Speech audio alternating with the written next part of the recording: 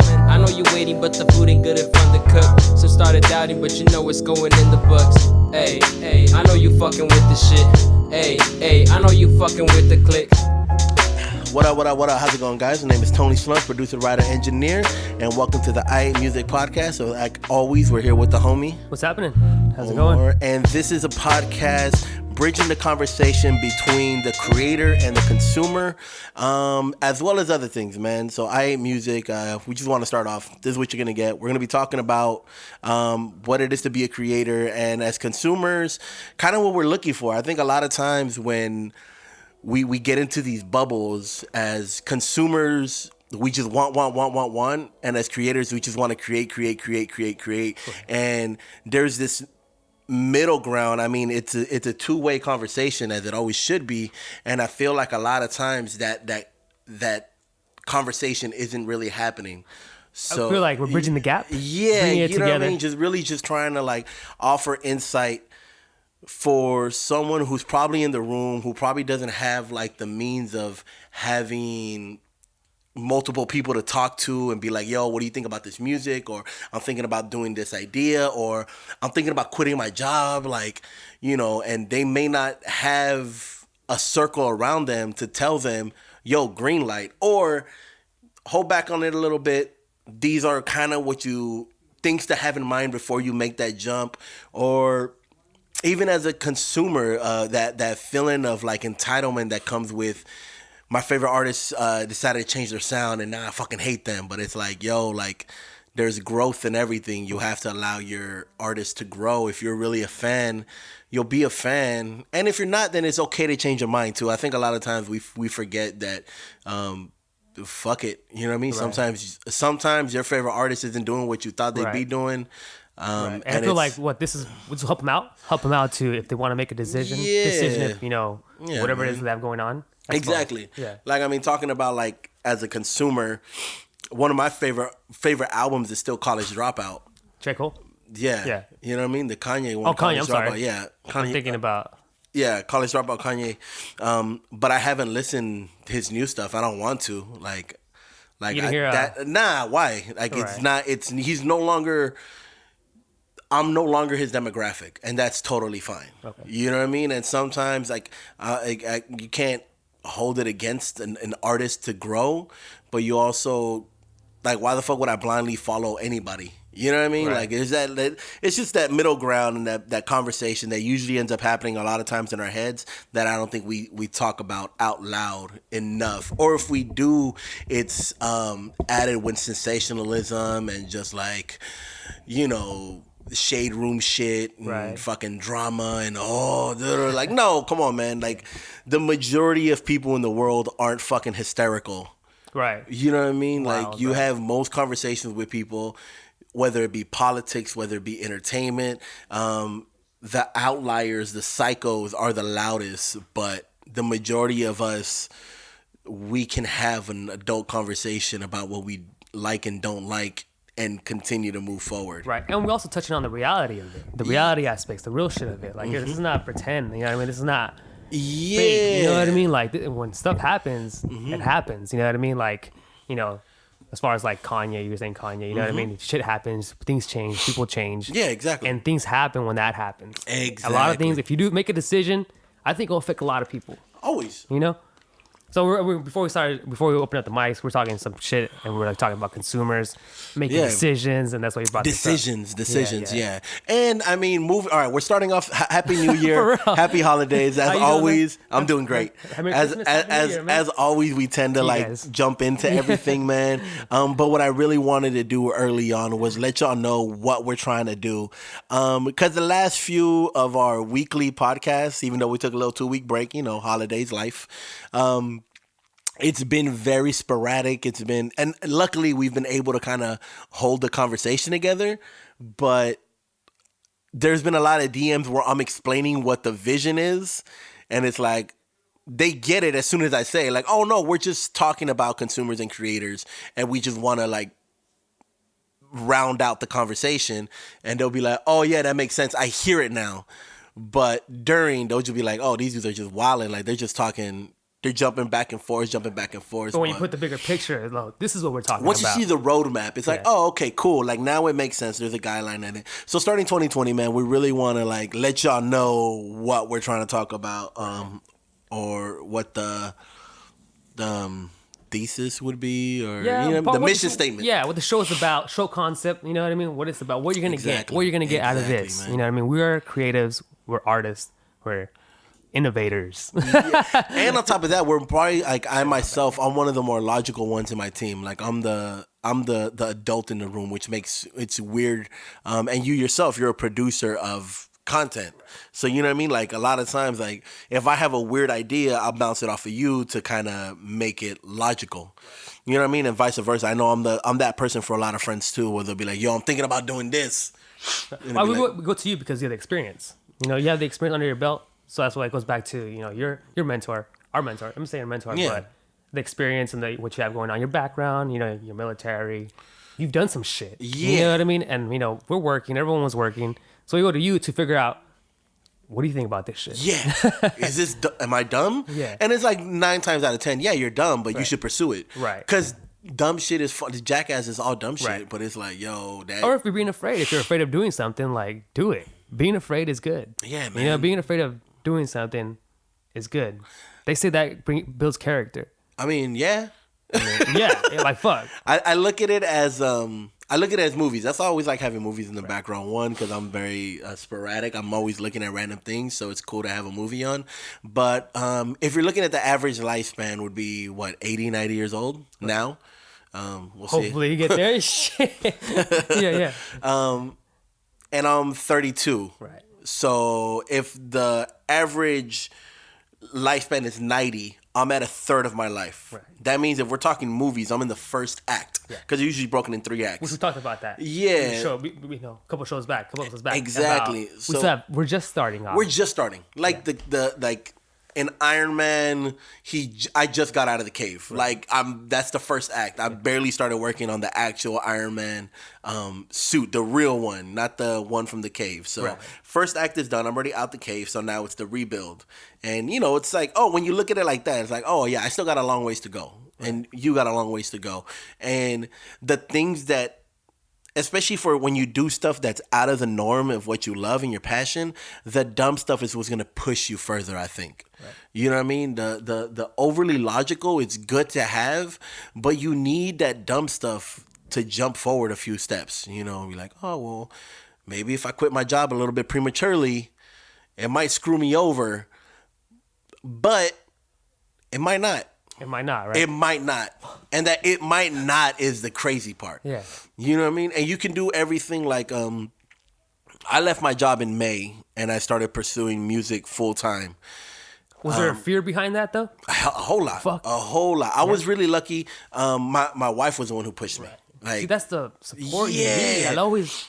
I fucking, you know me. I love when wives support the artist. Shout out to the wives. Yeah, I don't think I would have been able to do it had it not been for her. Yeah, that's cool. But here's the thing: she's going for her social work, so she does intern hours. She had like over 3,000, like a dumb amount of intern hours. You know, I was looking online and shit, and I told myself, I'm like, who the fuck wants an internship at this age? Mm-hmm. But I guess people do.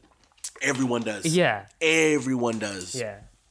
I've still been offered an intern at few places and stuff like that. But it's a way to be like. I get it if you're going into like, you know, if you're gonna be a doctor, a nurse, or if you want the credits. Well, the arts is really, it's heavy in internship. Okay. Well, the thing about it is, the arts is one of the few places you don't need a lot in terms of schooling. Right. Yeah. Because I was literally just thinking you don't need schooling. What you need is experience, work ethic, and grit. I was driving down the 111 right now, listening to some music. I thought about that exact same thing. I was like, well, because I was driving, thinking about being here. And I was like, and I passed by IVC. Yeah. And I looked at it and I was like, man, school never taught me this shit. School never taught me what the fuck I'm doing right now. No. A lot of times, like people, I've talked to people who went to school for music. I never went to school for music. I should have, for the simple fact that a lot of the people who I ended up talking to, the biggest thing they say is like, yo, I built a network. Mm. And I'm like, the connections. And I'm like, yeah, but I know more about engineering than you. Yeah, but I know more people. So you knowing what to do doesn't, and they know the proper words. Right. So they'll say certain, like a distressor, and I'll be like, huh? Right. And they're like, oh, it's just when the recording comes in, they explain it, and I'm like, oh, I do that. Yeah. They're like, yeah, but you didn't know the name of it. And I'm like, yeah, fuck y'all. Right. But it does make a difference if you're working with the mechanic, and the mechanic asks you for a specific tool, and you're looking at him stupid because you've never heard the real name of a tool. It doesn't matter if you can fix the whole engine, break it all apart, and slap it down. You now can't work with someone who knows more than you, and he can't really teach you, or his first impression of you is you're a moron. Right. So internships, it allows you to go in under the guise of I don't know that much until you finally catch up to where it's like, okay. And then the people will see your work ethic. And I mean, coming from areas like here where we always have that imposter syndrome where we feel like we don't really belong in the rooms that we belong in. Mm-hmm. We work double hard sometimes, you know what I mean? Like, oh yeah, it ain't shit to us to call ahead and be like, yo, I'm at the store. Who wants coffee? Who wants this? That's just the way we are. I don't want to say ethnicity, but yeah. Mexicans, fuck it. Mexicans, we work hard. Yeah. You know what I mean? Mexicans work hard and small town. It's the small town mentality of if I'm in LA, there's been times I've been in sessions and because I'm the only one from the Imperial Valley, I'm like, I don't know as much as these people. Until we start talking music, and I'm like, oh, I know just as much, if not more, and my work ethic is different. Right. Like, I don't know how to relax. That's not. If I'm there to work, I'm not there to relax. Nah. We can kick it, we can shoot the shit, but I can do 2-3 things at once. Yeah. Like, it's no problem. We can tell stories all day, but I'm gonna run these wires, and if you want to continue your story, follow me to the other room because I'm running this wire. My hands are dirty. My hands are tied. Yeah, exactly. Talk to me, but I'm gonna be building shit. Exactly. Yeah. So it does come into this thing where internships allow you to bridge the gap between your resume, who you're selling yourself, to really show them what it is that you're selling. So if, to put it like, you go to a grocery store and you're trying to buy some fruit, you're going to smack it, you're going to touch it, feel, oh, okay, this is ripe. Right. Internship, they're kind of poking at you, prodding you to see exactly if you're ready for the next level. Same thing with like entry level? Entry level is paid internship. Straight up.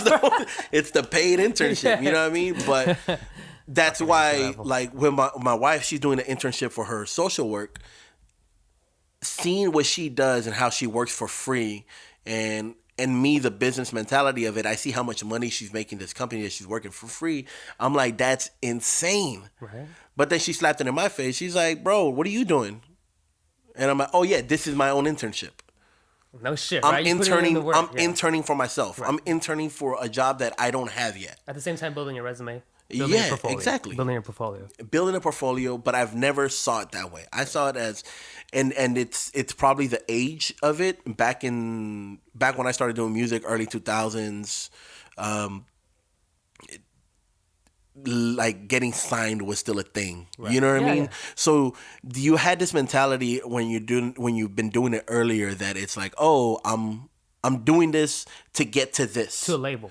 I'm doing this so I can get someone who's going to grab me, who's going to change my life and be like, come on up. Like, I got you. I still have that mentality. That's what I'm doing now. I mean, I'm running this podcast in hopes to, like, somehow iHeartRadio, somehow Spotify, somehow somebody, SiriusXM picks it up. You know what I mean? That's what I was doing. Yeah. But now it goes back. Okay, now it's like, we've built our own internship. Yeah. This is our internship. We're going to put in our 10,000 hours. Right. But it's a trip because Spotify, they're not going to pick it up. You can just upload it by yourself. Yeah.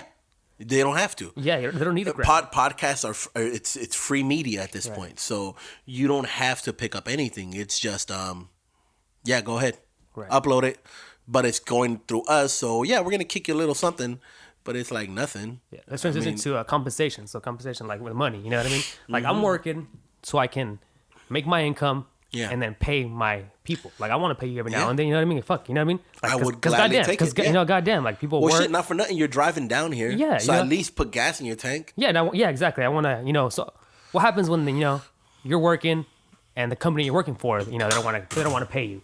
They don't want to give you a raise. Like what the fuck? You know what I mean? I'm working my ass off doing this shit so I can build my brand and pay my peoples. Yeah. You know. And they'll see it as, well, we're already giving you a check. and you're already in the room. Right. And this is where it comes back. You're feeling entitled. Right. You haven't put in the work yet. Right. But it's all perspective. Right. It's all perspective. They may see you're not putting in the work. You'll be like, yo, I've put in more than enough work. And the only reason why you guys ain't seeing this because y'all ain't paying attention. Or 2, you're not giving me, like, this is easy. Like, you're giving me nothing work to me. And I can do it with my eyes closed. Right. So you're not pushing me. So what? Right. You know what I mean? Now, I can go over people and I can step on people's toes. But again, because of who we are, how we are, there might have been an opportunity where you could have screwed someone over and done their job better than them and eventually taken their job, but you didn't because... Maybe I didn't take initiative or something. My parents didn't raise me that way. Yeah. Let me help the guy out instead. And then he'll do the favor back. But a lot of people don't think like that or aren't like that. Right. You know what I mean? The way I see it is, we give it our 100%. We give it our 100% at work. We give it our all. I don't. You don't give it your all? Fuck no. No? This is where I give them all. Okay. But that's why like my one of my mentors, Adam, he used to always tell me, he's all like, you can't work a real job. Right. Like my resume looks like trash because like I leave a job within like 2 years. The longest job I was ever in was in the military, and that's because it was a 6-year contract, so I couldn't break it. Yeah. You know what I mean? But outside of that, like every job I've jumped, boom, boom, boom, boom, boom, because they're all investors to me. It's just I need money. Damn. I just need money from you right now. I'm gonna go and I'm gonna do your job because your job is easy to me. Yeah. Whether it be sales, and it would and again, it's perception. Right. To them, I might have been going above and beyond. But to me, it's like, bro, I'm clocking out. I don't stay at work when I get off of work. As soon as I get off of work, I am done. Thank you for the check. Our contract is over. Run. 9 to 5. I'm gonna go work on music, and this is where I'm gonna put in my time and my passion. Right. I'm gonna pay my bills with my investment, which is your check. Boom, boom, boom, boom, boom, and then I'm gonna come back over here. The VA, like right now, I'm getting a VA check, right. So that's my compensation. I'm lucky in that when I was in the military, I banged up my knees and shoulders a little bit enough so I can get compensation from them. I'm using that as that's the government investing me to continue doing this, and then I do my beat sales. Right. Even my beat sales are not my full commitment because that's something that I'm giving to people that I don't know. I still give it my all in terms of like I'm putting everything into those beats and I'm putting them out there, and there's beats that I don't even want to put out there, so I don't promo them, but they're on my beat stores. So there's some gems in there that you got to go through and you got to look for them because I feel you should. But my main focus is and will always be this EmptyLotCarnival shit. Like, it's my people, my friends, the dudes who pull road trips with me, Youngmanners, Milio, Slim, Paz, like them dudes. Like I do everything I can so that in the future I can just continue doing this happily. Right. You know what I mean? But do I give 100% at whatever job I'm in? No. Yeah. I get what I give them what they paid for. Okay. So if you're paying me minimum wage, what do you need me to do? That? Guess what I'm gonna do? That. Right.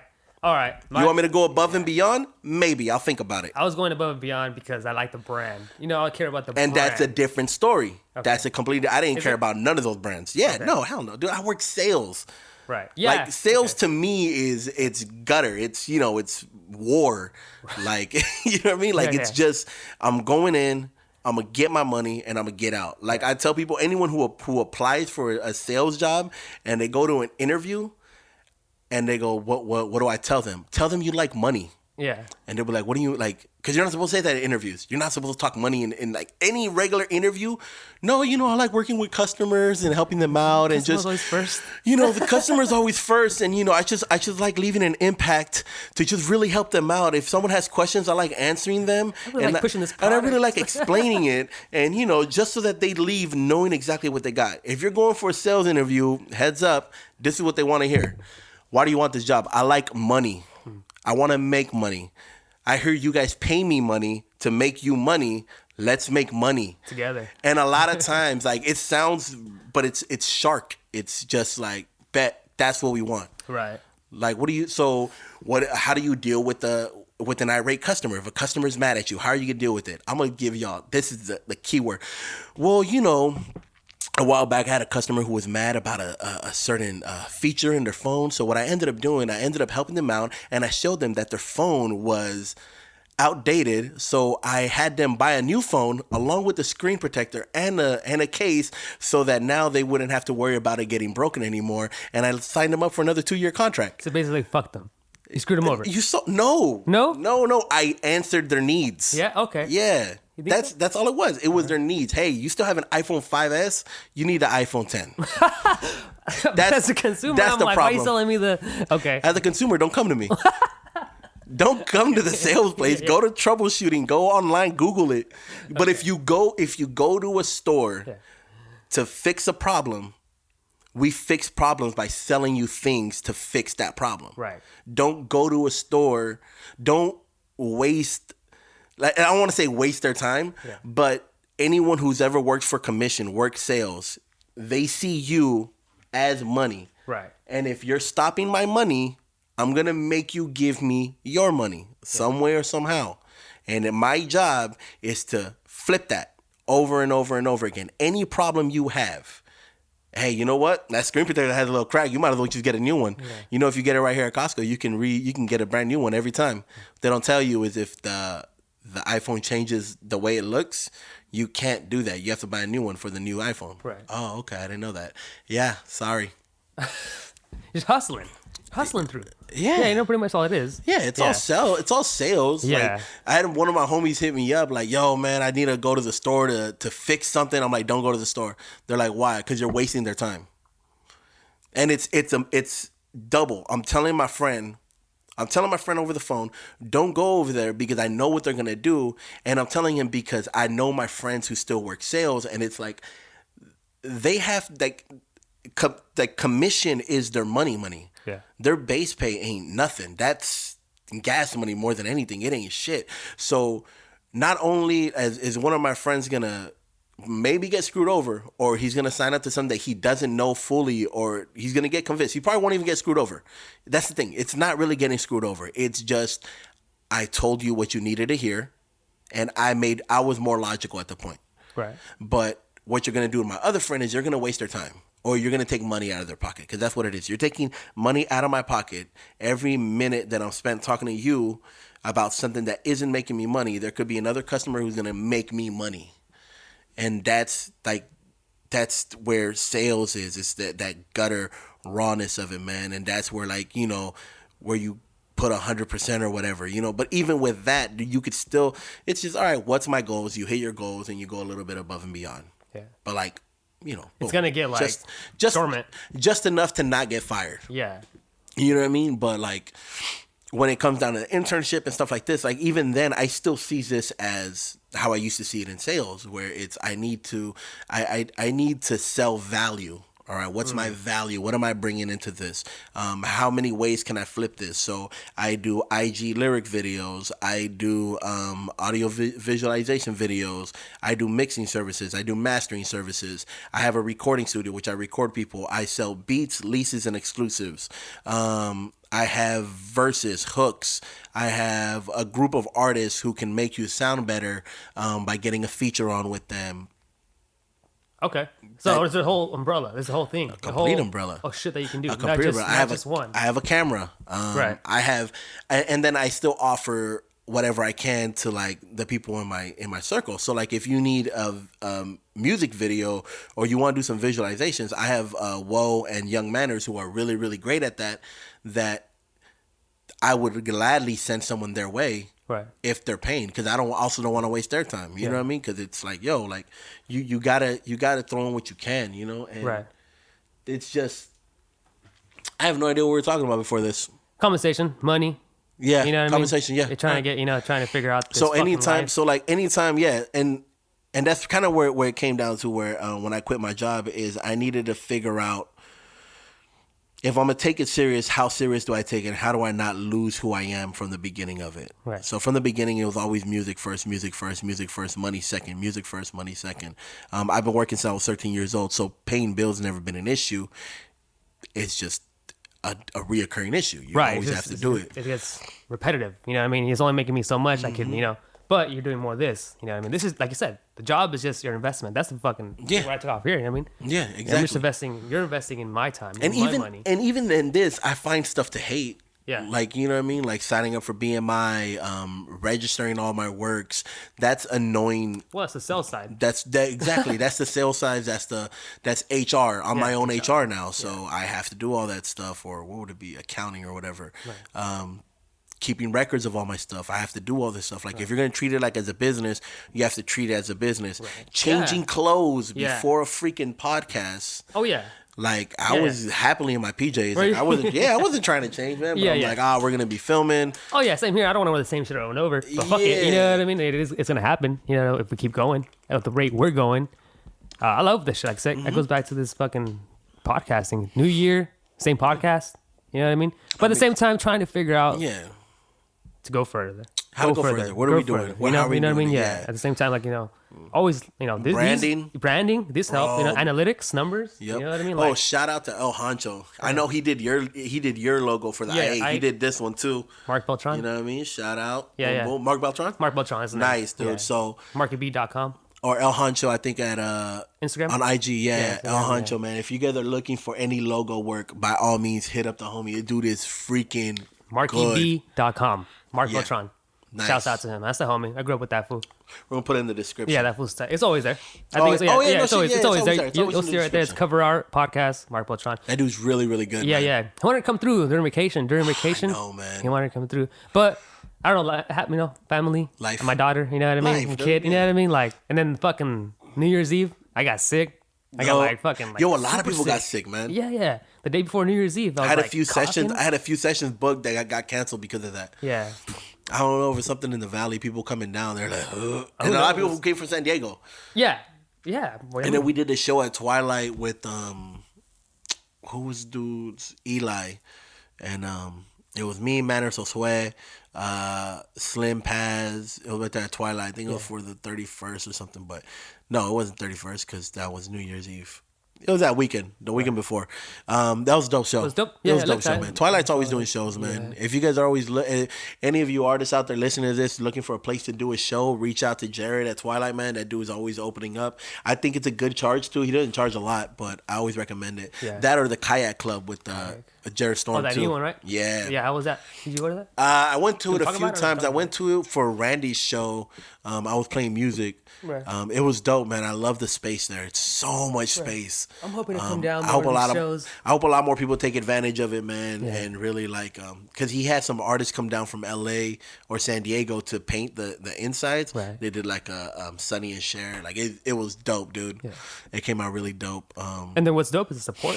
There's support, right? There is a support. There's a lot of support out here. I saw the videos. I was like, oh shit, there's a lot of good support out here, man. You know, that's badass. Yeah, man. So that was New Year's and Christmas, man. Got my new chair. Nice. I can lounging back without freaking falling. Yeah. Yeah, man. Yeah, holidays were nice. I mean, we could relax, kick it. Yeah. Now I was ready to get back to work. But this year, I came in talking to Slumz like, yo, man, what do you think about this? What do you think about that? What I should do this? But he's talking about business, always business. Yeah. You know, this dude like always like gets the word out there, you know what I mean? It's fun, man. Yeah. Well, we started the Payday series. That's dope. Yeah. The Payday series. That's dope, man. All right, so here's the thing. I've been promoting it and fucking putting it, but I don't think I've explained it, except for on captions and who reads captions. Yeah, right? break down that, and also break down the kits that you've been working on, because I've been seeing you've been working on kits, and that's kind of like kits. All right, yeah. I thought you said I'm like kits. Yeah, what the fuck am I kissing? Kits, no, like I don't know, something that I don't really. So I did Combo Breaker Volume 1, where I helped out X-Main and Shen.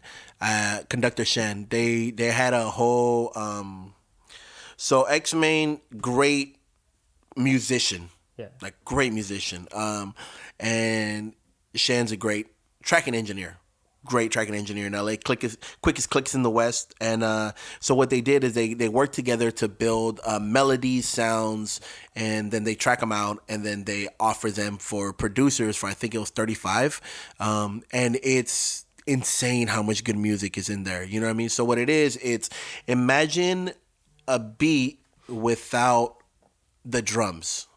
Right. You know what I mean? So like the bones, the skeletons. You get that, and then you're able to flip it. Now, all they ask is, again, of course, shoot them a shout out, which works out for you guys as producers and engineers. The beauty of it is if you use their kit and you shout them out, 9 times out of 10, they'll shout you out. So now you have access to their fans through a kit that you bought from them. Right. Their fans mean possible more listeners means possible more streaming means possibly more artists to work with, people who are going to buy your music. So it benefits you to always shout out the person you're using, especially when it's something so dope that they're doing. On top of that, if there's any like a major hits it, all they ask for is their 50% in publishing, I believe, which is just, they get a co-producer credit, which is dope again too for you, because the 50% of something that's great is a lot. You know what I mean? So why not give them a shout out? Plus, it's one of those things where I said it builds your I want to say clout, your reputation of being a producer to work with. And of course, people talk amongst the corner, so it pushes it out. So they did one. I think there's another guitarist, Cheddar. I use a lot of his. He's working on one. It's like melodies? Cheddar Loops, guitar melodies.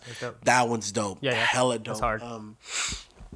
So you're flipping it? You're flipping the sounds. I'm flipping the sounds, yeah, making something out of nothing. Yeah. Well, it's already it's already a good melody, yeah. There's some where I chop them. Right. There's other, like a lot of cheddars, I leave them as is, and I just add additional instrumentation to it.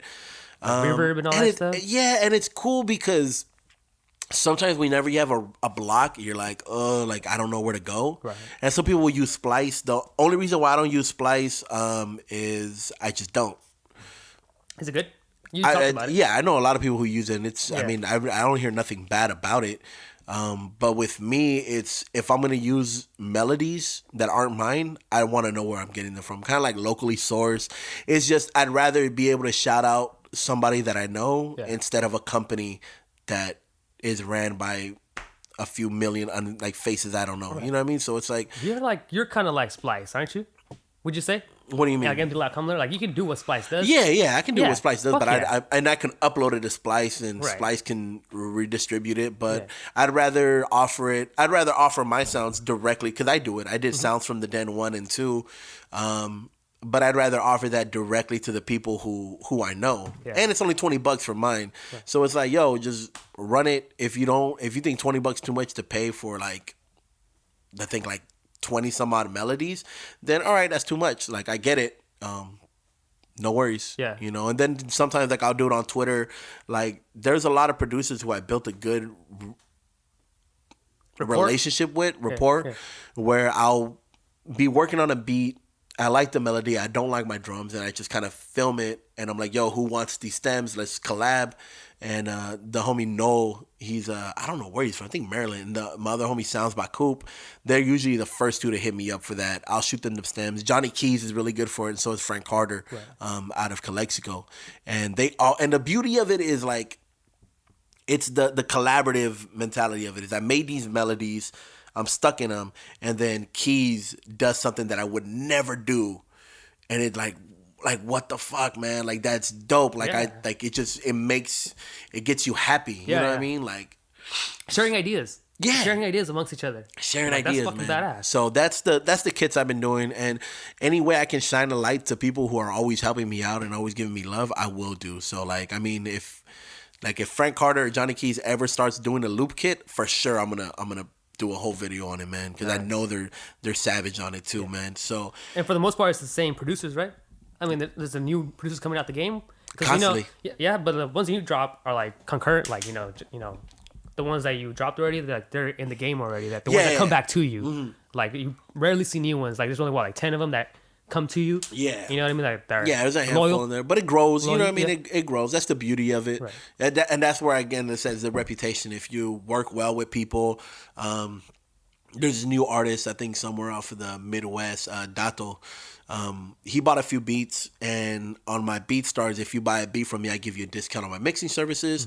And he doubled down on it, boom. And I started mixing some of his music. It's cool, man. It's weird. It's different. So, but off of that, I'm sure he's been referring me to other people because, it's just, again, it's that reputation. Just, all right, cool, boom, boom, boom, staying on it. Like, yo, what's good? I'm working on your mix. Don't trip. What's the deadline? Try to making sure you meet the deadlines and stuff like that. So there's always it's because you're working for yourself, you have no one to blame. So you have to make sure that, because the blame stops on you. Right. You know what I mean? So it's like, all right, I got to make sure I do everything right. And then the other thing I'm working on, the one thing I'm really, really excited is the Payday series. Yeah. So the Payday series is, I'm going to be dropping a new single every 1st and 15th of every month. Audio, visual? Audio for sure, visual maybe. Okay. It was going to be just me, but then I was like, you know what? I got too much music in the vault that hasn't been released yet, so it's gonna be full Empty Lot. So anything that's been recorded at Empty Lot Studios here, EmptyLotCarnival, I'll be releasing on the 1st and 15th. And I'm just kind of figuring it out how to go. So the first one was Remember Them Days, produced by Enzo, and it was me on it. January 15th is gonna be me and Anthrop, song called Blinkers. Which I've been teasing for a minute. I always just with the drop tempo. Yeah, exactly. I love drop tempos, man. And then the third one, February 1st is gonna be a track that I have with Speaks, which is hella dope, man. I've been having that one in the vault for a minute, and it was because of that song that I really want to do the Payday series. Yeah. That song didn't fit in any album that I had in mind. And I'm like, I want to release it, but I don't like just releasing singles without a reason. So, oh shit! Now you got a reason. Now I have a reason, exactly. Yeah. So now I have this, like, it opened up this oh, now I can. There's songs from Fabi. There's songs I have from G. There's tracks I have with like Money from DSMG that I just been sitting there and I'm just like waiting for like that moment, or waiting for like a reason to do it right. And if because a random drop would be so random, like so random without a visual, without visuals with it. So like with this one, because it's gonna be every 1st and 15th, and I'm gonna be building the playlist as it goes. Right. I'm like, cool, like it's full freedom now. As long as I drop it every 1st and 15th, like direct deposit, boom, ready to go, Payday series. Yeah. We're good. So it really did give me a lot more freedom in it, and it just opened up like the opportunities to like drop so much. Dude, you've seen how much music I have. So no excuses to drop. No excuses for drop. I just gotta fit it in. Yeah. So the song that I'm promoting right now is called Empty Lot Soul. That one's with Fabi, Statik, and Leon the Prophet. That one I think I'm waiting till May. I'm doing it on my birthday month. Okay. I got some tracks with Emilio.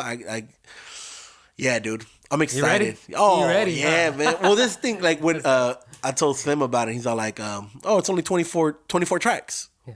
I'm like, yeah, when you break it down, it's literally 24 tracks. Yeah, because for the year, whatever. Yeah, exactly. For the year of 2020. Yeah.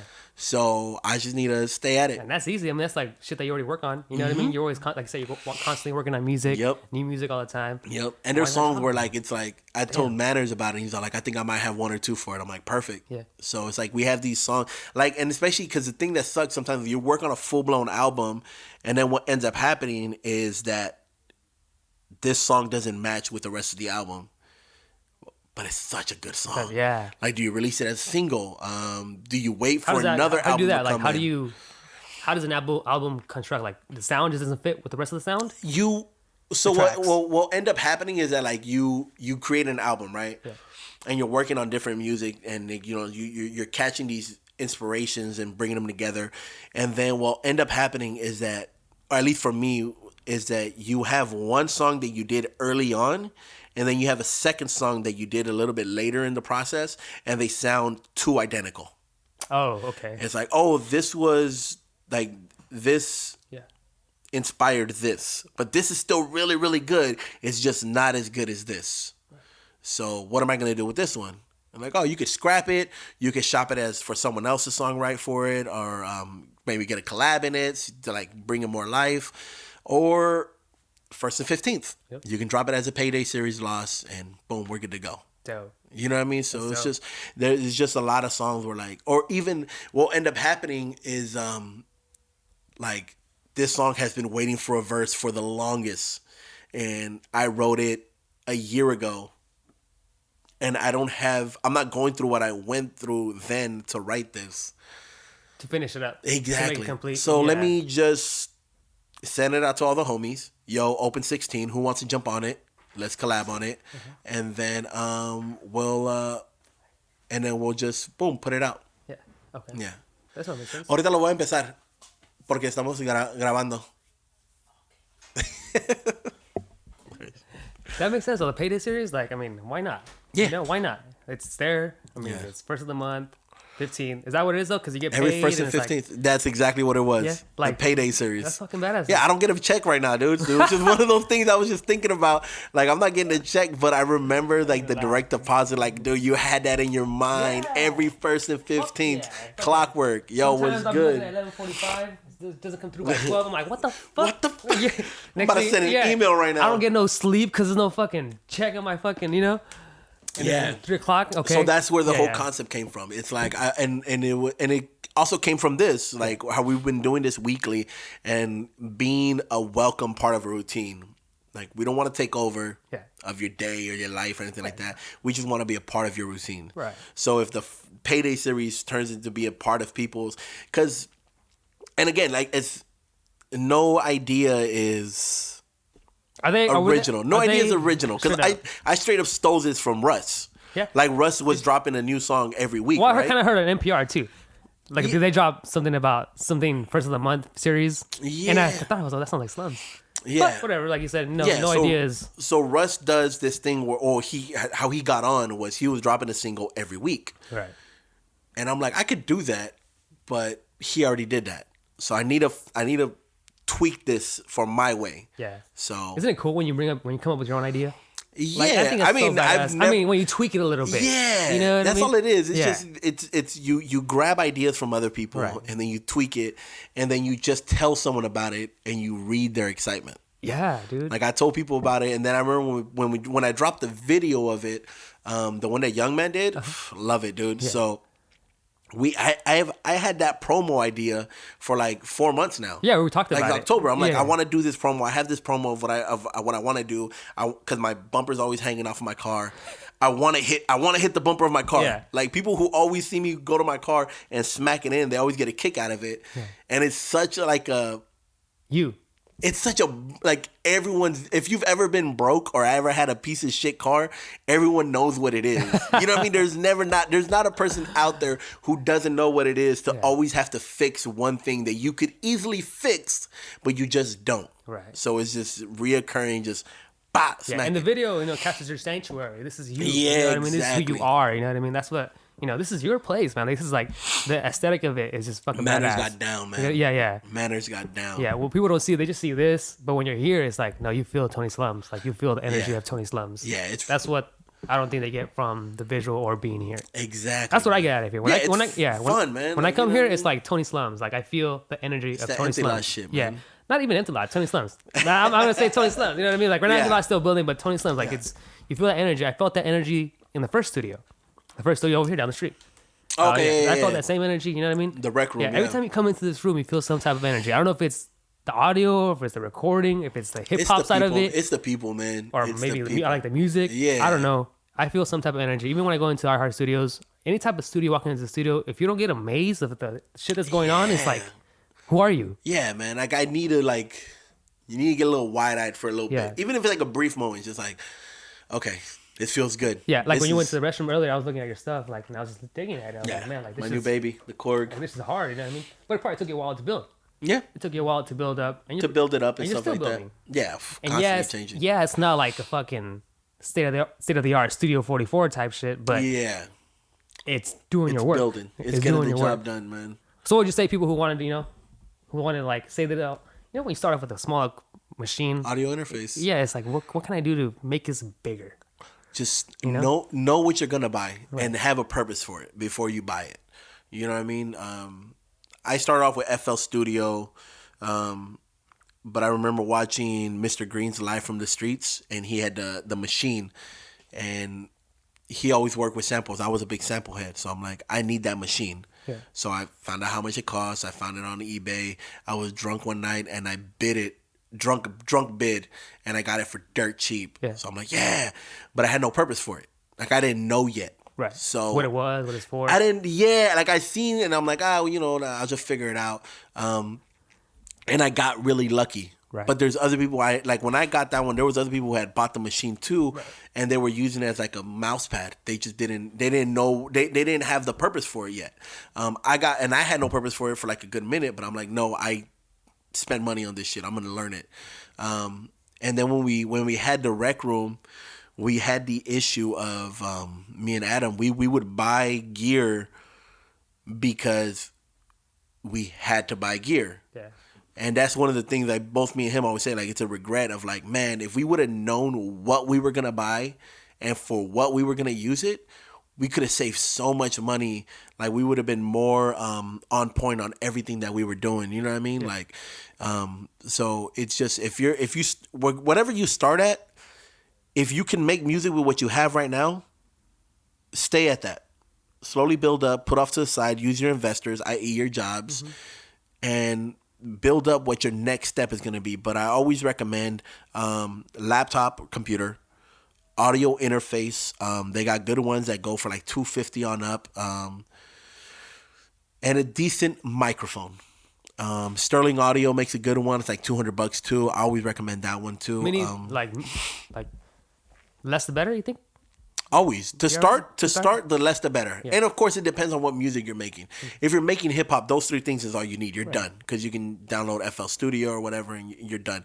If you're doing like acoustics or like actual music sounds, like actual live instruments, then there is other places you might want to look at, 4-track recorders or different types of microphones. But that's why, yeah. I don't know what MIDI means. I remember I bought some, MIDI is just tracking keyboards on a sound. I bought something called MIDI one time, Guitar Center. I just bought it just because. But like, there's places like Guitar Center. There's people there who they work there because they get discounts on their gear and they have their own studios. So don't be afraid to ask. Yo, I'm starting off a new studio. This is my budget. Well, what do I start with? They'll be able to help you. I go through Sweetwater. Right. The dude who helps me out is Jonathan Casserole. He's hella dope. If you're in the Southwest region, I think he usually is the one you're going to use. But this dude, he's literally talked to me off of buying, not off of buying stuff, but he's guided me better in terms of like what I needed. I'm like, yo, I'm thinking about buying this. In like the synthesizer. Right. I was gonna buy the MS-20, the MS-21. And I was like, I want to get it. It's gonna be my first synthesizer. And he just went, oh, you might not want that. Yeah. And I'm like, why? He's like, there's no presets. Everything's hands-on.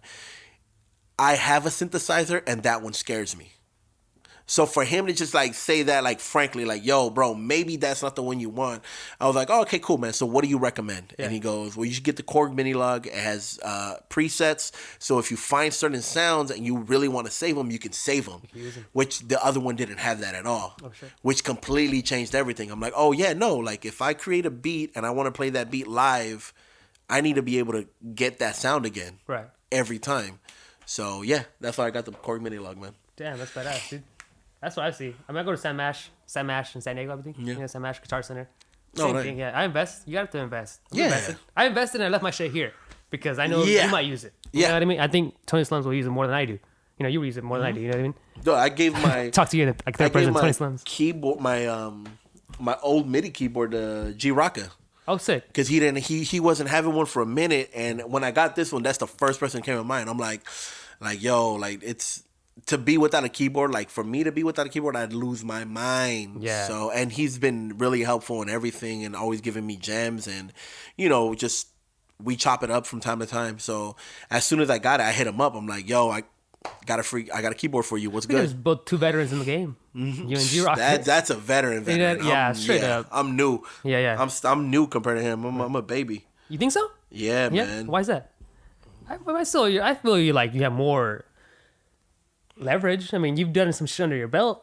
You know what I mean? Yeah, man, but he's done more. He's done a lot of shit too. Yeah, he's done a lot. He's got real. You can't put him like I want to say. Yeah, his credits are like at a level where I'm not there yet. I want to get there yet. And is he still messing with Medi BPM? I don't know. No, are you guys still messing? I don't know. Medi BPM. He was pretty good too. We're gonna have to hit him up when he have him come in and stuff like that. Cause I remember Medi BPM. You know, Ray Fitteds, all these fucking old school cats, hip hop heads, and that's what attracted me to you, dog. It was just. No homo, you know. It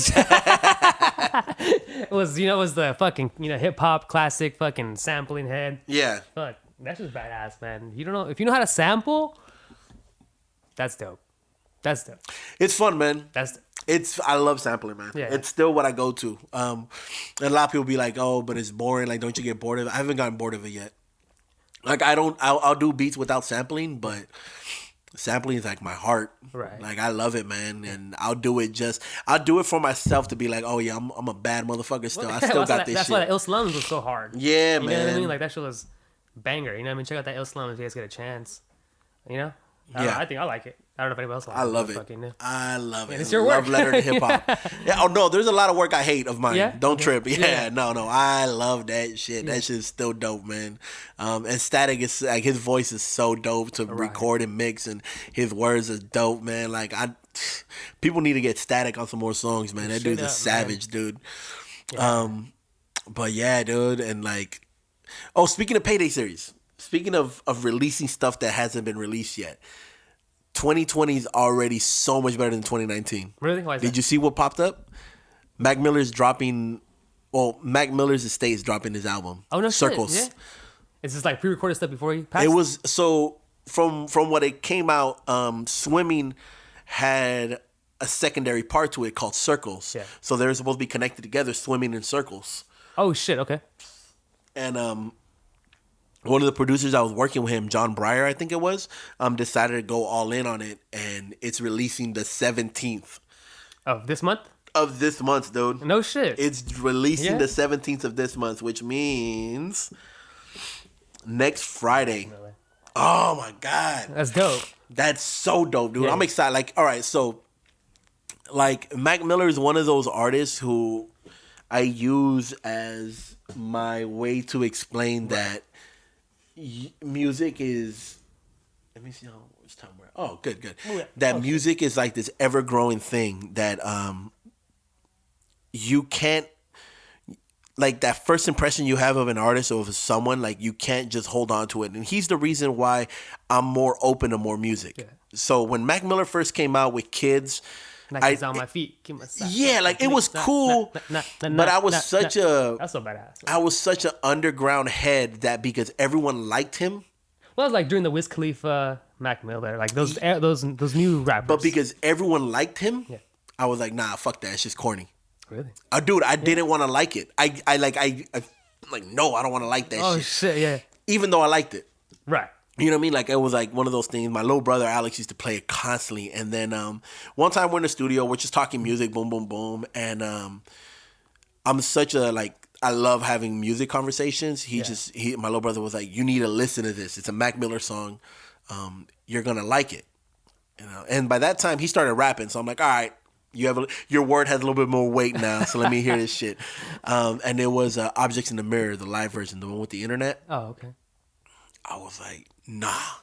Like, this is...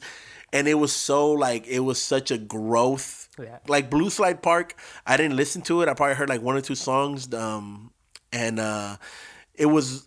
Watching movies was the one where Objects in the Mirror was in. Hard, yeah. Yeah, and so that one wasn't there, and I'm like, yo, so...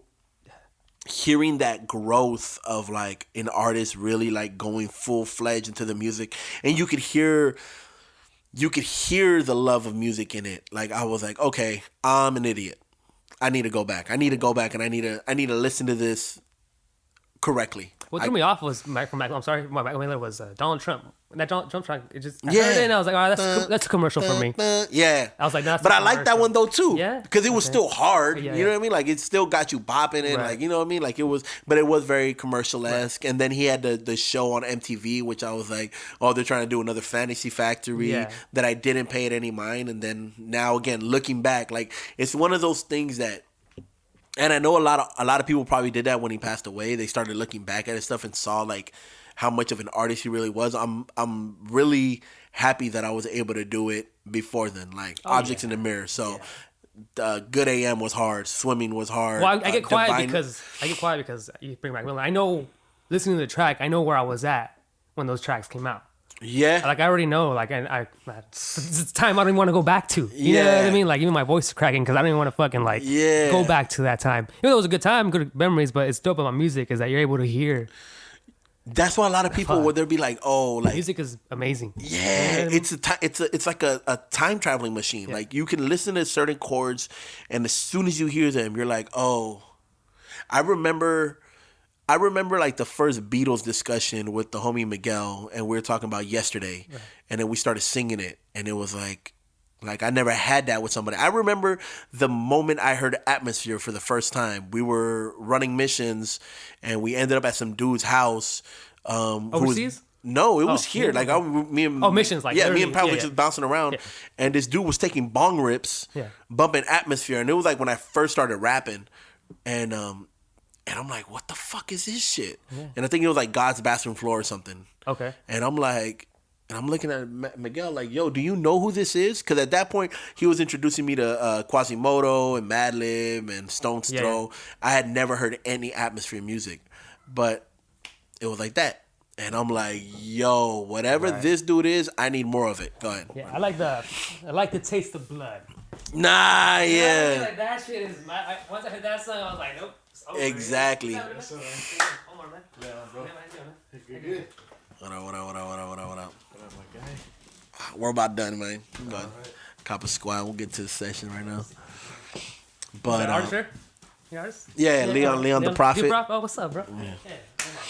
Yeah, man. So, yeah, Mac Miller's dropping a new album, Circles, dude. Okay. The 17th. I'm so excited for that shit, dude. Like, he's influenced a lot of the music since then. Like, cause that was when I heard The Objects in the Mirror was at the height of The Kitchen.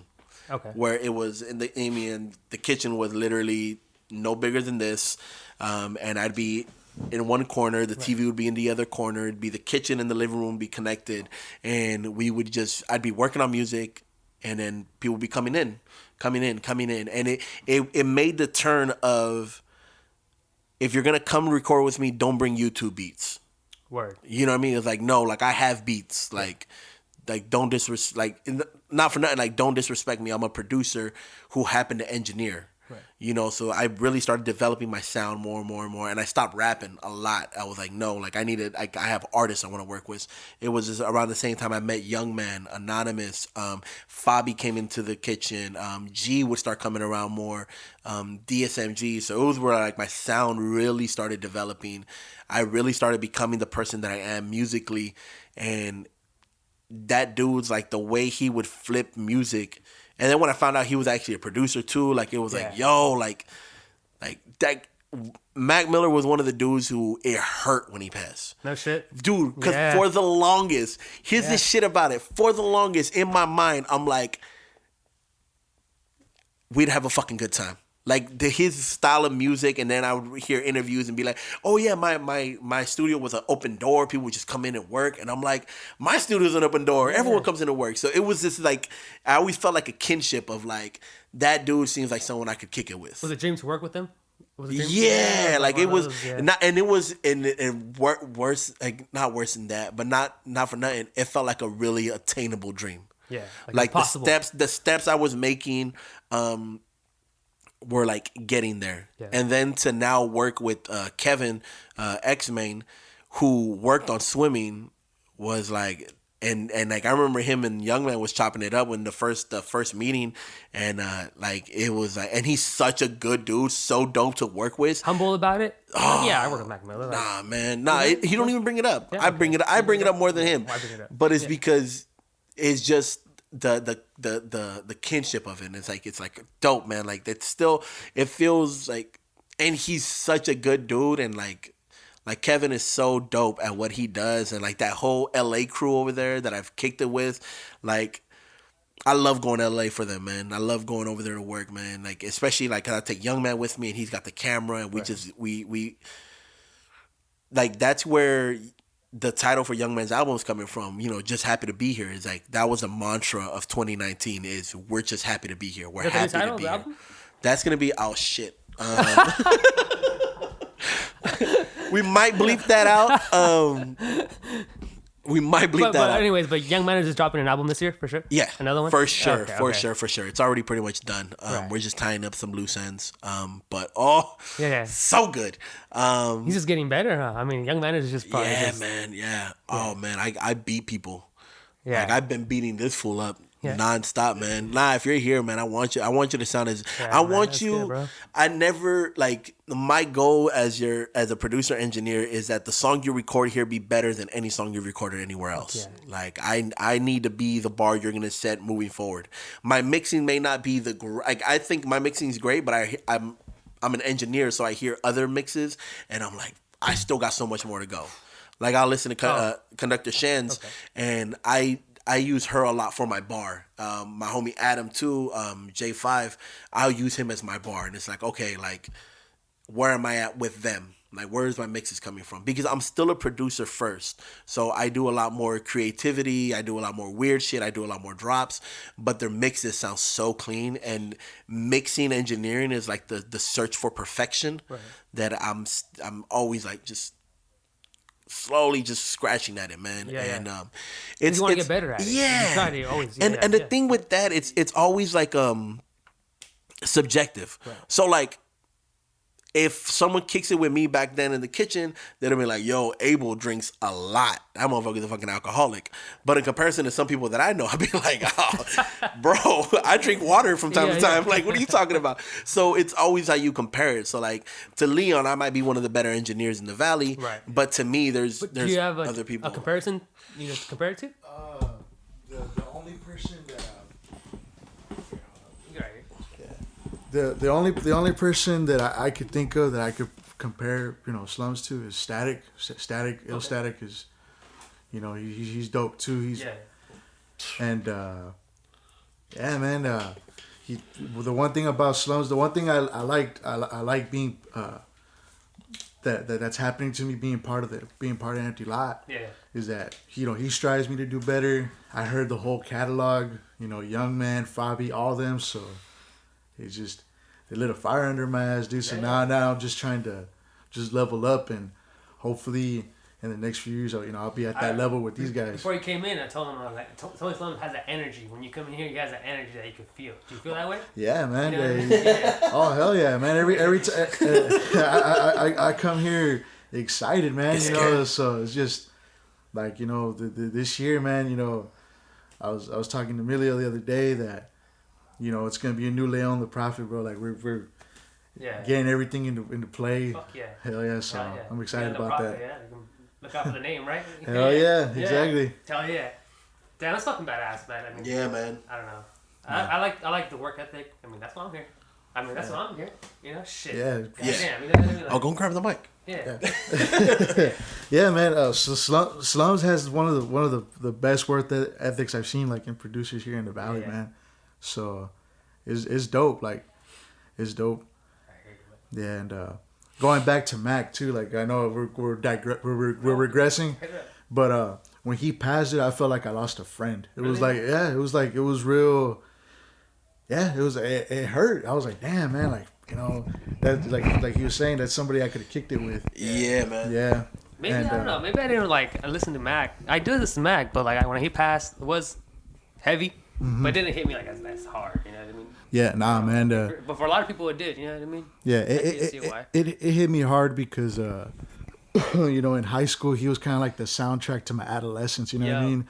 I was bumping, you know, Kool-Aid and Frozen Pizza, even though that was a Lord Finesse beat, but, you know, and all that type of stuff. And matter of fact, is it cool if I share something? Yeah, right, share what you want, man. Yeah, so before I decided to return to music, I kind of had like an epiphany, bro, and it was weird. You know, I was at a point in my life, you know, not doing too good, and so, you know, I was asking God. I was like, you know what, man, like, what am I here for? I've done military, you know, corrections. None of it brought me the satisfaction like music does. Music's always been a constant joy. Yeah, constant joy. It's something that's never left. You know, it's just been there. And so I had a dream, and it was me and my old clique. Like we're riding in a whip in LA. We show up to this mansion. I see the mansion. I can't put my finger on it who lives there. And my buddy's gassing me up. He's like, "Yo, man, like this dude we were about to work with, bro. Like, you know, he's just gassing me up the whole time, man. He's just like hyping me. He's hyping me up, and I'm like, all right, bro. Like, I'll see what's up. Yeah. And sure enough, man, when the door swung open, man, it was Mac. No shit. Yeah, I swear, I put it down, dressed in all white, and he had a real. The one thing I do remember was like this overwhelming feeling of like like warmth of love, like genuinity. Like it was that was the one thing that really stuck out. I was just like, damn, like physically I didn't move, but like spiritually, you know, I just you felt it. You felt it. You know, I feel you on that. You know, that music calls your name. Music, you know, you feel it. You know, you did military, you did corrections, you did all that. Yeah. And then we still can't find the joy. You can't find the satisfaction that music brings us. Yeah. You know what I mean? That's the key right there. It's a fucking drug. Yeah, exactly. Yeah, it's a fucking drug. Like it's the key. You know what I mean? As long as you have that, keep it. You know what I mean? Because that's gonna take us somewhere. I think. Yeah. You know, because I mean here. I mean, I can't find joy anywhere else besides being around artists and shit. You know what I mean? Being artists around creatives and like straight up creatives, artists. You know what I mean? I mean, I've been in the corporate shit, and you know how that is. You know. But now it's like there's not joy like being around artists, creatives. I don't know. It's something like that. I get you. Yeah, man. And so like as the dream progressed, you know, like he gave us a tour of his pad. He's like, you know what, like, you know, he was like real down to earth, man. It was just crazy, you know. He's like, yeah, man, these are my homies. Like, you know, if you need, you know, weed, pussy, you know, hell yeah, it's all yours. Yeah. Like hit them up, you know. I'm like, all right, for sure. And he took us to the studio and he played this beat. I have faith in Slumz. If I show him the noise, if I could replicate the noises, he could probably make it. No shit, right? Yeah. And you know, it was the dopest beat I've ever heard. It was like 2013 Mac, like when he was rapping with Absol and them, like boom bap. Oh, okay. Right. Yeah. And from there, you know, we sat down in the studio and he was just so happy that I was there, man. It was so surreal. Yeah. And my homies, they dipped down. They're like, hey, you know what, man? You know, we're gonna go grab some pizza. You know, you chill with Mac, and from there, like the whole atmosphere changed, and you know, he was just smiling, bro, and like, and I don't know what you know came over me, and I was like, you know what, you know, Mac, like, do you really fuck with my shit? Like I need to know from you, like, you know, you're like, I told him like you know, like you're one of the stamp of approval. Yeah, like I was like you're one of those artists that influenced me. I try to emulate them too, in, you know, some certain aspects. Yeah. And he took one last drag of his cig, fucking put it on the ashtray, and he told me, he's like, yeah, I fuck with your shit. He said, get the fuck out of here. Yeah. Like I thought you were the Uber Eats. Why are you still here? Where is my taco? That's dope. What the fuck is you doing? I thought I told people not to let them in anymore. Yeah, man. And he was just like giving me advice and all that. So yeah, that was something I wanted to share. It was pretty dope. Thanks for sharing that, man. What do you want to get, you know, out of this, out of working with Tony Slumz and shit? Honestly, man, I want to level up musically. Yeah. I want to, you know, create music to uplift, educate, and inspire, like the way it did to me. You know, so if I could change somebody's, you know, whole mood with one song, that's, you know, I did my job. Just looking for the bitches, dog. I mean, that too, yeah, they don't hurt. I just find me pegan. Hey, Slum, so what do you see and Leon the Prophet that you still see in everybody else? That I don't see in anyone? Yeah. Nothing yet. Nothing yet? No. Oh, really? Facts? Nah, he's still growing. Yeah? Okay. There's still a lot to grow. Yeah. Right. Okay. Nah, he's got work ethic. He's here. You know what I mean? Yeah. Like, that's all it is. It's just, it's still very... Leon, right? I said the name? Yeah. Leon. Yeah. It's still starting up and stuff like that. You know what I mean? So the thing with music is that there's ultimate potential. Right. Like, the potential to always be better is dumb easy. You know what I mean? It's just, what's the story you're going to tell? How are you going to say it? You know what I mean? Because... nothing's original, nothing's new, and no one's really that special. You know what I mean? So the beauty of not being special is that as soon as you start putting something out, there's going to be people who are going to relate to it. Right. You know what I mean? So, like, but as of right now, it's still very much growing and stuff like that. You know what I mean? Like there's etiquettes right now where I'm kind of helping him out more, like how to learn how to be in the studio, how to work and stuff like that. And the good thing is he's soaking it up. Okay.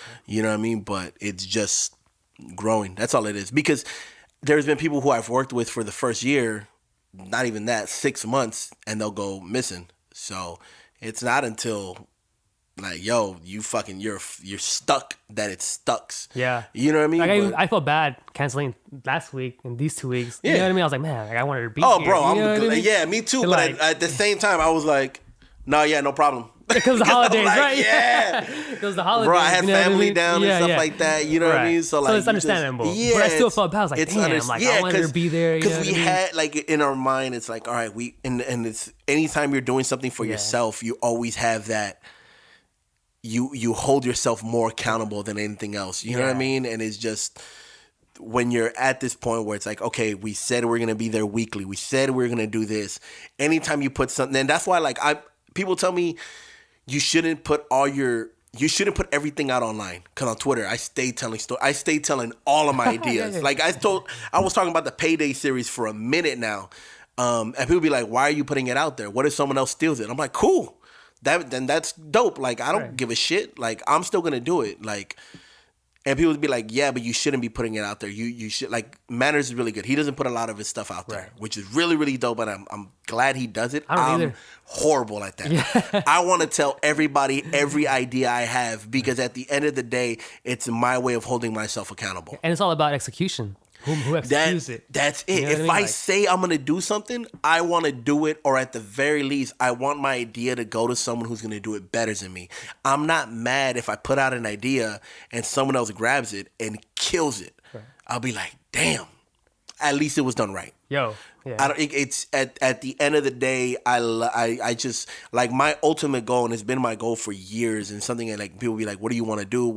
I just want to be a part of something that's bigger than me. Yeah. And it doesn't matter if no one but me knows that I was a part of it. So if I put out an idea on Twitter and someone picks it up and they make a movie out of it, and I can clearly see that's my idea, I'll be happy. Yep. I'm like, yo, I gave that. Like that, I filtered that out and I packaged it in a way that someone was able to do something dope with. That's dope to me. Right. But that's what I'm saying. I put everything out there. Yeah, and, you know, when you're starting up, you choose your ways you're going to grow up and everything like that. You know what I mean? So it's just boom. So you think it's good to hoard things or not to hoard things? Doesn't really matter, right? I'm a hoarder of music, which now I'm releasing because it just makes no sense to have it. Like, it makes no sense for me. Like, I'll play music and I'll just look at people's face and be like, is it dope? You know what I mean? Or just, you know, like, just corner eyes. I'm not going to ask you if it's dope, but I'm just going to see if your head's bobbing. All right. Yeah, last week I was like, people were like posting like weekly, yearly roundups like this year, and I was like, damn, I had a solid year. We had a solid year. Yeah, but we didn't do shit. I was like, no, fuck it, next time. You know, I'm not gonna do this shit. Yeah. Like, I know what I did. I wrote it down. I was gonna do a video about it too. Like, you know, I wasn't gonna do a video since I quit my job. Yeah. Like, all right, this is what I did since I went all in. My shit was, the best part was the second part of the year. Yeah. After the Youngmanners dropped, because my whole deal was trying to get to episode 100. I got there. Got out of the way. Now it's like, okay, now the second part we came in after June, started doing more episodes, and it's like, all right, now it's.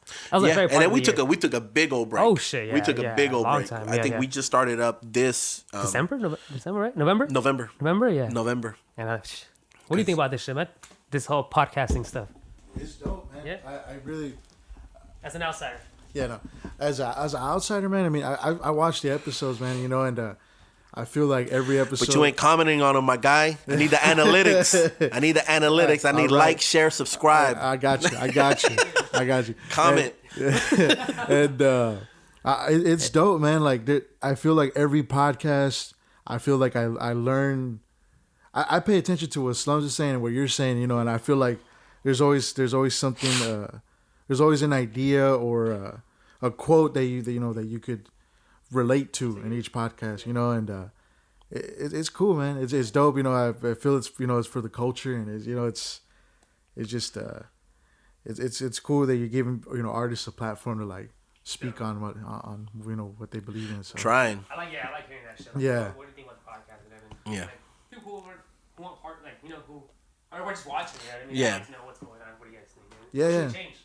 I mean, honestly, man, this is probably the most relaxed podcast I've been you know, it's because, you know, like, you know, we're being ourselves. We're not like, you know, scripted. We're not, you know, just like, you know, have to follow a certain rule or whatnot. You know what I mean? So it's dope, man. Like, just keep it up, bro. Like, you know, hopefully in the future, maybe one day, I'll be in the middle with you guys. Like that's the goal. This is dope, man. Yeah. It's an easy goal. We just didn't. It's a really easy goal. We could have paused it, put you in the middle. We just didn't. You got to raise up the goal, man. It's just too fucking easy. Yeah. Sure. I think we're good, man. All right, real quick before we end it, man. Yeah. Oh my God, I wish I had a fucking thought about it because I had thought about it. What artists are you looking forward to listen to more of in 2020? Locally or Doesn't matter. doesn't matter? Doesn't matter. I would say not locally. Outside locally. That we can get, for more majority of people. You guys like that. might not get this, but Yeah. I have a hardcore background. I like bands, you know what I mean? So I like hardcore bands. So there's a lot of bands from San Diego that I want to listen to. Like I said, Safe Inside Records. I bring that Safe Inside Records a lot because I love that record label. I love hardcore, you know what I mean? So this is a band called Ridgeway, California, Modern Color. These bands that you probably won't even heard of because I like my own shit, you know what I mean? Nice. Ridgeway, Modern Color, a lot of Orange County bands I want to hear. More of Dare hardcore, different bands that I like. So these are bands that I want to hear more of. I like bands, man. Want more music? Yeah, coming more out music of it. from there. That's good. Yeah, man. locally, Youngmanners. I mean, local Youngmanners. Like goddamn, that's my fucking number one. You know what I mean? Everybody, man. Nobody Youngmanners, but as far as it's a lot. For me, it's a lot to take in. It's a lot to take in. You know what I mean? It's really a lot. Like I get lost when you tell me you're doing all these things. You know what I mean? But that's pretty much who I was into. A lot of bands, man. Ridgeway. That's good though. Ridgeway, Modern Color. Keep doing your guys' thing. Oh, that shit dope. I think 2020. YBN Corday. Right. That's one of the dudes I'm really, really looking forward to hearing more. It looks like bars are coming back, so I'm curious to see who's gonna jump out. I think Reason might do something this year. Yeah. I don't think he dropped anything last year. No, he didn't. So Reason should drop something this coming year. Kendrick should drop something this year. You know what I mean? Like that's what I'm looking for. Like the I'm thinking about. I just wanna let my hair down. Who's that? Sir. Sir. Sir. Okay. That Sir's badass. That album was dope, that the other day. Yeah. Anderson .Paak dropped 2 albums last year. It'd be curious to see if he's gonna do something this year. Yeah. I'm pretty sure the Free Nationals are for sure, which is his band. Snow Allegra just dropped 2, so I don't think she'd be doing anything next year except probably touring. Yeah, man. I want to see who's coming with bars. I think Cole's out this year. I don't think he's gonna drop anything this coming year. Well, he dropped a lot of shit last year. He did the Dreamville. He did all full Dreamville. And he said that he wasn't do no more features after the Gangstar interview or feature. Oh, really? That's what he says. Oh, see, I didn't catch that. Yeah, he says I'm done with interviews after the Gangstar. I would love to hear, like, you know how Little Brother came out? Run the Jewels. Run the Jewels supposed to drop a new album on in the summer, I think LP said. I'm looking forward to that heavy, man. Run the Jewels, like, lyric is rap hardcore. Yeah. Like, them bitches are bad. So I love to hear some more of his stuff. Away from music, I want to hear more comedy. More comedy in 2020. Yeah, I want to start going like more I think Tom Segura is gonna drop a new special, and Bert Kreischer, because they've been filming them. They're fucking battling each other. Yeah, and they're like homies and stuff, man. Exactly, so I'm curious. I'm happy to see them. I think Chappelle's done, but I think he's gonna be touring. Right. Which me and my girl, like, that's one of our. We have to see Chappelle. Kevin Hart might be dropping a new one. But I know he's doing that series on Netflix right now, so I don't know. Documentary style? Yeah. Don't fuck it up. Yeah, I watched a little bit of it. It's pretty good. Bill Burr. You know who's a great comedian who I haven't seen enough of, or I don't think he's been putting out a lot of shit? 2 of them. Cal Kinane. He's really, really good. Great storyteller. And Big J Okerson. Big J, yeah. Big J. Well, the podcast they have. They do the podcast, yeah. But like Skanks, Legion of Skanks. I think so. Yeah, Legion of Skanks. They do that. But like, I like to see another because Jay is so good with the crowd work. Oh yeah, man. Like that dude's, and he reminds me a lot of like how Patrice. Well, Dan Soder. You know Dan Soder is. He does the bonfire. Dan Soder, yeah. Does a bonfire with Jay Okerson. Yeah, there's another dude, Chad Daniels. Yeah. Chad Daniels. He used to go on tour with Tom Segura from time to time. He's it's weird. He has like dad humor, but it's very dry and cuts. So his shit's really dope. Who's another one? Dave Attell is always Attell's always savage with it. You know what I mean? So, and his set's never the same. He's always changing punchlines and stuff. So, and then maybe like take this shit on the road somehow. I would love to do this down? on the road. Man. Yeah, man. And just hopefully get some. I know sponsors. we're gonna say 2020 goals or anything, but fuck it. the one that we have is trying to like, grow. Get some sponsorship. Yeah. You know what I mean? Yeah. Nah, I would taking this on the road would be dope, man. Yeah. Getting more conversations going, back and forth, having more fluidity. Yeah. Actually sticking to topics because I know I stay ranting. Hey, apologize. But that's the podcast. You know what I mean? You know, if you want to go listen to something else, like CNN or something else, that's where the facts are. This is I'm hardly doing any research on this stuff, man. But man, I want to see Joe, the Button podcast. I want to see them live. Oh, live? Yeah.